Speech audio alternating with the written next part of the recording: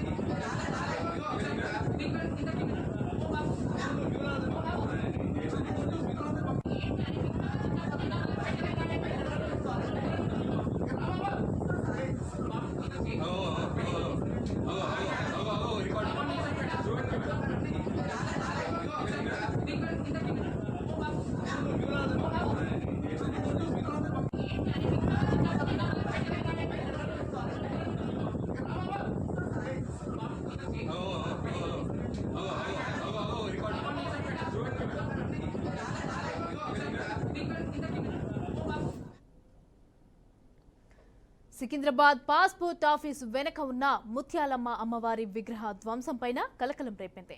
ఇక కొందరు గుర్తు తెలియని యువకులు విగ్రహం పైన దాడికి తెగబడ్డారు. గుడిలో శబ్దాలు రావడంతో చుట్టుపక్కల ఉన్నవారు లేచి చూశారు.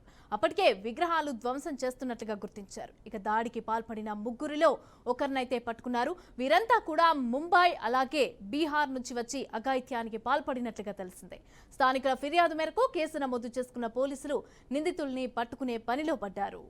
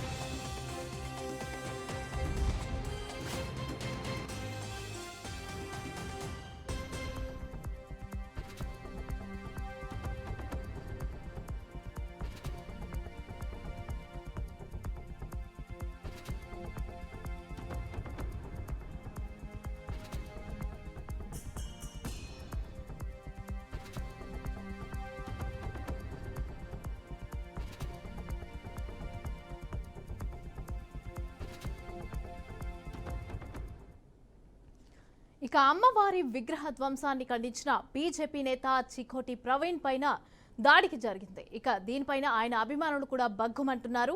నిందితులను పట్టుకోవాలని డిమాండ్ చేస్తున్నారు. రైట్, ఇక ఇదే అంశానికి సంబంధించి పూర్తి డీటెయిల్స్ మా ప్రతినిధి క్రాంతి అందిస్తారు. క్రాంతి.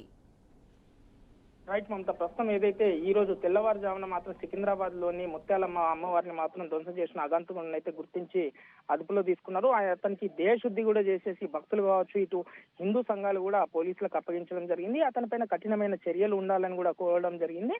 అయితే ఇతనితో పాటు మరో ఇద్దరు వ్యక్తులు కూడా పరారీలో ఉన్నట్టుగా తెలుస్తుంది. అయితే పోలీసులు కూడా వాళ్ళిద్దరి గురించి అయితే గాలింపు చర్యలు చేపట్టారు. అయితే దీనిపైన ఉదయం ఈ రోజు 6 గంటల నుంచి దాదాపుగా 7-8 గంటల నుంచి మాత్రం ఉద్రిక్త హైటెన్షన్ వాతావరణం ఏర్పడింది సికింద్రాబాద్ లో మాత్రం.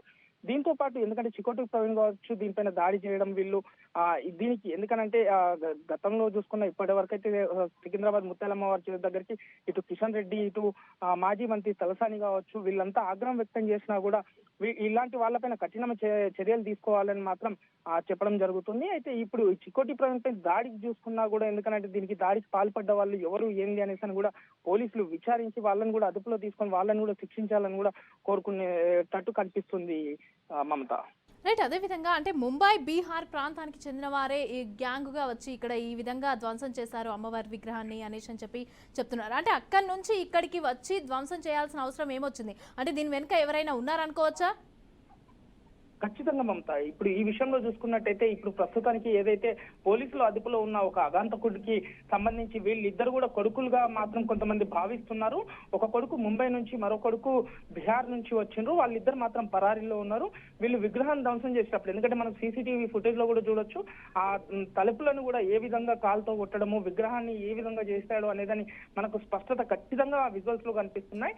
ఇతన్ని అదుపులో తీసుకొని మరీ ఇంత విచారణ చేసిన తర్వాత వాళ్ళిద్దరు ఇతని కొడుకులా, లేదంటే ఇతనికి సహకరించిన వాళ్ళ, లేదంటే వీళ్ళ వెనకాల ఎవరైనా ఉన్నారా? ఎందుకంటే ఒక మత భేదాలుగా చూసుకున్నా కూడా ఈ నవరాత్రుల సందర్భంగా, ఎందుకంటే ఈ 9 రోజులు దసరా ఉత్సవాల తర్వాత మాత్రం ఈ విధంగా పకడ్బందీగానే చేశారన్నట్టు మాత్రం ఉద్దేశపూర్వకంగానే చేశారు. మత విభేదాలు జరిగినట్టుగా స్పష్టంగా ఏర్పడుతుంది. ఇప్పటికే హిందూ సంఘాలు కావచ్చు, భక్తులు కావచ్చు, అక్కడ సికింద్రాబాద్, ఎందుకంటే నిత్యంగా ఎప్పుడు పూజించే ఆ ముత్యాలమ్మ వారిని మాత్రం పూజించుకునే భక్తులు కూడా ఇప్పటికే ఆగ్రహం వ్యక్తం చేస్తున్నారు. అక్కడున్న విగ్రహాన్ని కూడా ఏ విధంగా ధ్వంసం చేశాడు అనేది మనకు స్పష్టంగా విజువల్స్ లో కూడా కనిపిస్తుంది. అక్కడున్న సామాగ్రిలను కూడా చిందావందరంగా చేసేసి ఇచ్చేస్తాడు. అయితే ఈ అగంతకుడు వెనకాల ఎవరున్నారు? కక్షపూర్వకంగా, మత విభేదాల, రాజకీయ పరంగా ఏమన్నా హస్తం ఉందా అనేది కూడా పోలీసులు పూర్తి విచారణ అయిన తర్వాతనే దీనిపై మరింత విచారణ వెలుగులోకి వచ్చే అవకాశం స్పష్టంగా ఏర్పడుతుంది Mamata. Right, thank you Kranti, thanks for the updates.